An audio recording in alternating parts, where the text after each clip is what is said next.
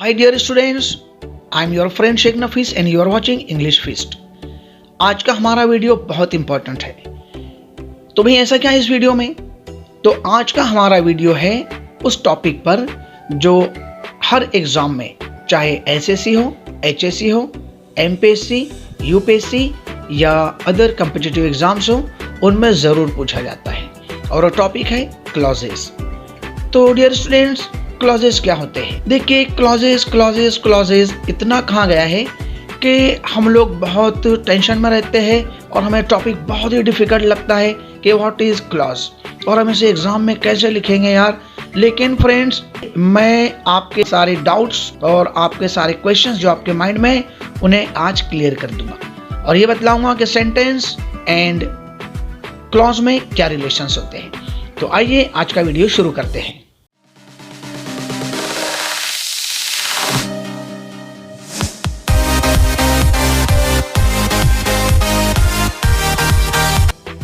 तो सबसे पहले हम एक सेंटेंस को देखते हैं कि सेंटेंस क्या होता है।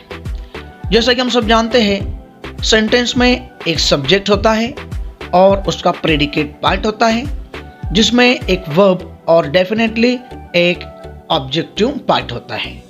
और सेंटेंस अपने आप में कंप्लीट होता है, वो अपने मीनिंग को कंप्लीट करता है, यानी हमें पता चल जाता है कि सेंटेंस हमसे क्या कह रहा है, उसका मैसेज जो है वो हमें, उसका थॉट जो है वो हमें पता चल जाता है। तो इसे ही कहते हैं एक complete sentence. For example, he speaks English fluently.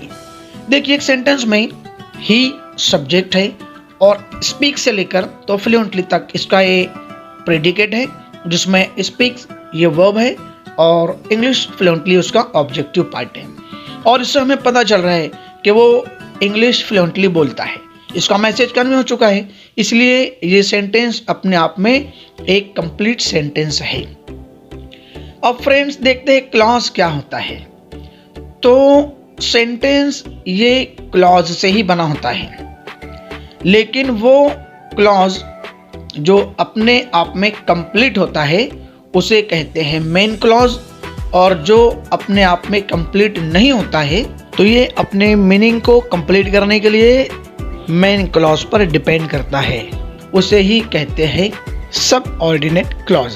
Let's take an example. When the train arrived the passengers picked up their luggage. इस सेंटेंस में इसका जो फर्स्ट पार्ट है, यानी फर्स्ट क्लॉज जो है, व्हेन द ट्रेन अराइव्ड, इसमें एक सब्जेक्ट है और एक वर्ब है, लेकिन ये अपनी मीनिंग को कंप्लीट नहीं कर रहा है। जैसे When the train arrived, जब ट्रेन आई तो हमें यह समझ नहीं आ रहा है कि what next, ट्रेन आई तो क्या हुआ। आइए अब इसके सेकंड पार्ट को हम देखते हैं। The passengers picked up their luggage, यानी पैसेंजर्स ने अपना सामान उठा लिया। तो ये जो पार्ट है ये अपने आप में कंप्लीट है, इसमें एक सब्जेक्ट है, वर्ब है और एक ऑब्जेक्ट है। तो ये हुआ इस सेंटेंस का main clause. The passengers picked up their luggage, ये मेन क्लॉज हो गया। और इसका जो फर्स्ट वाला पार्ट है, व्हेन द ट्रेन अराइव्ड, ये ऐसा क्लॉज है जो अपनी मीनिंग को कंप्लीट नहीं कर रहा है, और ये अपने मीनिंग को कंप्लीट करने के लिए मेन क्लॉज पर डिपेंड करता है, और उसके बगैर उसकी मीनिंग कंप्लीट नहीं होती है, उसे कहते हैं सब ऑर्डिनेट क्लॉज। सब ऑर्डिनेट क्लॉज को ही डिपेंडेंट क्लॉज कहते हैं, यानी ये अपने बाद वाले पार्ट पर डिपेंड करता है, अपने आप में ये इंडिपेंडेंट नहीं होता है। लेकिन ये जो पार्ट है, the passengers picked up their luggage, ये मेन क्लॉज है, इसे ही हम कहते हैं इंडिपेंडेंट क्लॉज। तो डियर स्टूडेंट्स, हमारी समझ में ये आ चुका है कि क्लॉज क्या होता है। क्लॉज की होती है दो टाइप्स, एक होता है मेन क्लॉज जिसे हम इंडिपेंडेंट क्लॉज कहते हैं, और सेकंड होता है सबऑर्डिनेट क्लॉज जिसे हम डिपेंडेंट क्लॉज कहते हैं। तो आइए एक एग्जांपल हम और देखते हैं। I opened my umbrella because it was raining. मैंने अपना छाता खोल लिया क्योंकि बारिश हो रही थी। देखिए, सेंटेंस में आई ओपन्ड माई अम्ब्रेला, पार्ट जो है वो है इसका मेन क्लॉज या इंडिपेंडेंट क्लॉज, जो अपने आप में कंप्लीट है। आई ओपन्ड माई अम्ब्रेला, मैंने अपना छाता खोल लिया। लेकिन इसके बाद वाला जो सेंटेंस है, जो क्लॉज है, बिकॉज इट वॉज रेनिंग, क्योंकि बारिश हो रही थी, तो क्या हुआ? Then what happened, what next? तो ये हमें समझ नहीं आ रहा है कि बारिश हो रही थी तो भाई क्या हुआ। इसलिए ये सेंटेंस है डिपेंडेंट क्लॉज, या क्लॉज कहेंगे हम इसे, या डिपेंडेंट क्लॉज है जो अपनी मीनिंग को कंप्लीट नहीं कर रहा है। तो इसी को कहते हैं मेन क्लॉज और सबऑर्डिनेट क्लॉज। अब आइए हम देखते हैं, मेन क्लॉज तो हमारी समझ में आ चुका है किसे कहते हैं। अब रहा टॉपिक सबऑर्डिनेट क्लॉज का। तो आइए हम देखते हैं सबऑर्डिनेट क्लॉज की टाइप्स कितनी होती है और ये क्या होते हैं। सबसे पहले तो ये जान लीजिए कि जितने भी सबऑर्डिनेट क्लॉजेस होते हैं वो डिपेंडेंट क्लॉज होते हैं। तो ये अपने मीनिंग को कंप्लीट करने के लिए मेन क्लॉज पर डिपेंड करता है। सबऑर्डिनेट क्लॉज की जनरली 3 टाइप्स होती है। एक noun clause, second adverb clause and third adjective clause. आइए सबसे पहले हम जानते हैं noun clause. Noun clause is a dependent clause. ये डिपेंडेंट क्लॉज होते हैं, इनमें सब्जेक्ट और वर्ब होता है। ये अक्सर मेन क्लॉज के बाद आते हैं या मेन क्लॉज से अटैच रहते हैं, और इनको अटैच करने के लिए सबऑर्डिनेटिंग कंजंक्शंस जैसे when, who, whose, which, though and whenever जैसे सबऑर्डिनेटिंग कंजंक्शंस का यूज होता है। नाउन क्लॉज सेंटेंस के नाउन को रिप्लेस करता है, इसलिए इसे नाउन क्लॉज कहते हैं। Let's see an example. The little boy whom I don't know helped मी।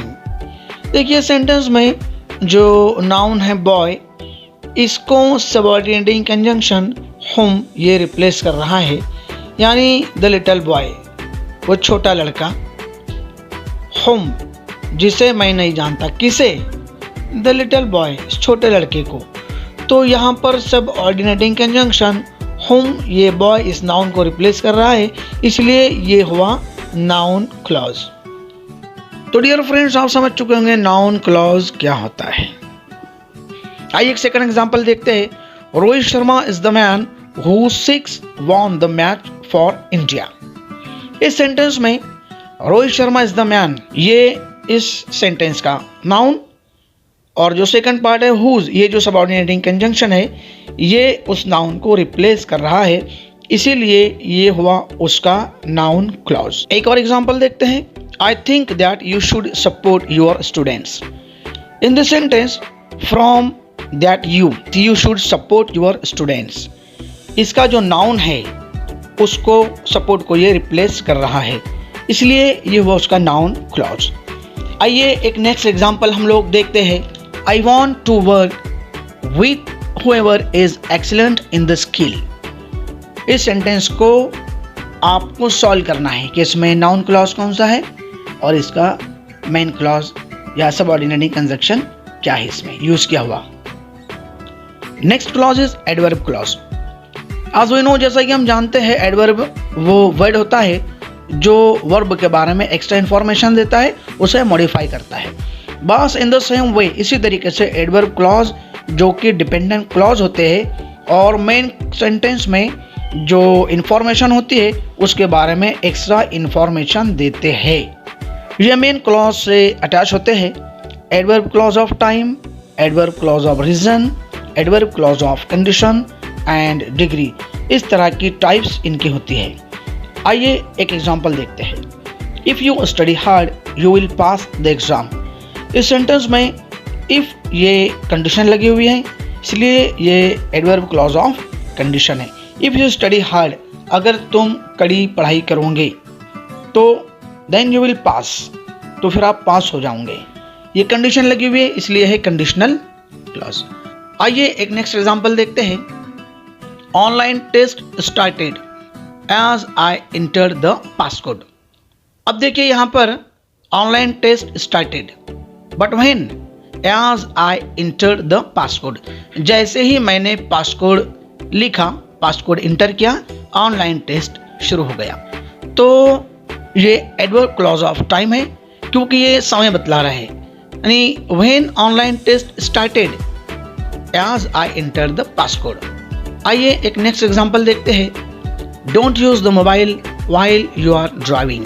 इस सेंटेंस में व्हाइल यू आर ड्राइविंग ये एडवर्ब है, यानी एडवर्ब क्लॉज है। आइए एक और एग्जांपल देखते हैं। He gets excited whenever he sees a donkey. तो फ्रेंड्स वैसे भी आजकल डोंकी तो बहुत कम नज़र आते हैं, और अगर किसी नज़र आ जाए तो वो एक्साइटेड होना बहुत ही सही बात है, यानी वो एक्साइटेड होता ही इंसान। तो देखिए सेंटेंस में वही कुछ लिखा हुआ है, he gets excited whenever he sees a donkey. इसका जवाब आपको ढूंढना है कि इसमें एडवर्ब क्लॉज कौन सा है। आइए एक इसकी लास्ट टाइप देखते हैं, एडजेक्टिव क्लॉज।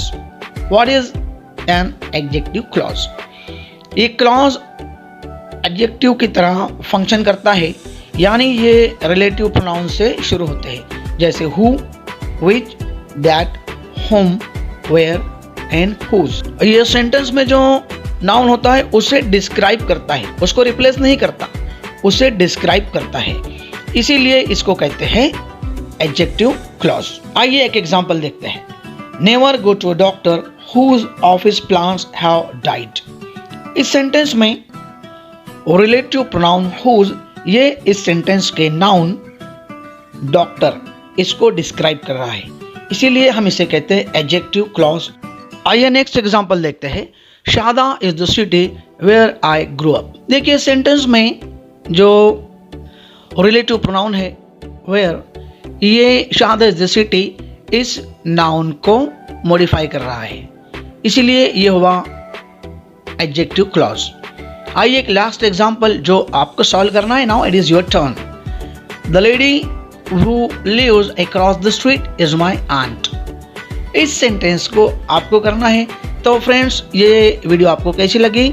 उम्मीद करता हूँ आपके सारे डाउट्स क्लॉज के मुतालिक जो थे वो सारे क्लियर हो चुके होंगे। If you have any doubt please write me in comment box. और मैं आपसे रिक्वेस्ट करता हूँ मेरे इस channel English with Nafees sir को सब्सक्राइब ज़रूर कीजिए और लाइक कीजिए, अपने फ्रेंड्स में शेयर कीजिए और इसके बेल आइकन को भी ज़रूर प्रेस कीजिए ताकि आने वाले तमाम वीडियोज़ की अपडेट्स आपको मिलती रहे। तब तक के लिए खुदा हाफिज़, स्टे सेफ, स्टे होम।